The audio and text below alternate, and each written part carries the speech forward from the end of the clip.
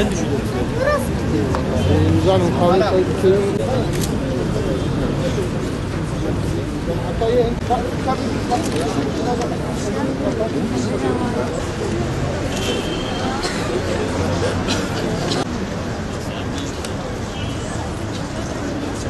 Değerli kardeşler, değerli Müslümanlar, bugün gene vicdanlarımız yaralanmıştır. Gözlerimizin çeşmesi kurumuştur. Dün Hama'da, Halepçe'de, Bosna'da, Gazze'de tanık olduğumuz manzara tekrarlanmıştır. Fakat maalesef birileri 3 maymunu oynamaya devam ediyor.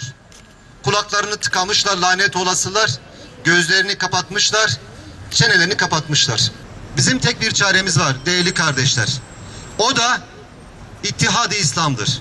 برجع مسلمان والحمد لله قد تعالى مكرم مسلمان حطاني روجا ايرو لسر تلفزيونا ودقازات هند بيزن وهند بينن جملت سوريا دي تلفزيونا درد كفيد بكسيمة تنش خدايمة بيبه.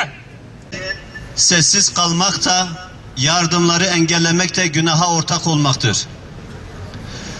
Bas rejiminin Suriye'de işlediği insanlık suçları işkence fotoğraflarıyla bir kere daha belgelendi.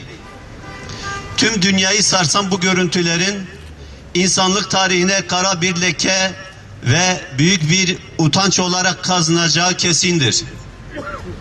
Bu fotoğraflar Beşar Esed'in Suriye'yi bir baştan bir başa Ebu Gureyb'e dönüştürdüğünün yeni bir delili olmuş.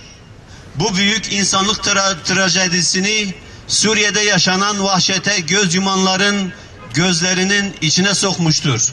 Aslında tüm vahşiliğine, insanın kanını donduran korkunçluğuna rağmen ortaya çıkan bu görüntülerin yeni bir duruma işaret etmediğinin de altını çizmekte yarar var. Suriye halkı tam 3 yıldır maruz kaldığı bu zulümleri haykırıyor ve ne yazık ki dünya kamuoyu bu vahşet karşısında kör, sağır ve dilsiz bir şekilde şimdiye kadar bu olayları seyrediyordu. Kimyasal silah kullanılmış, varil bombaları ve savaş uçaklarıyla şehirler bombalanmış.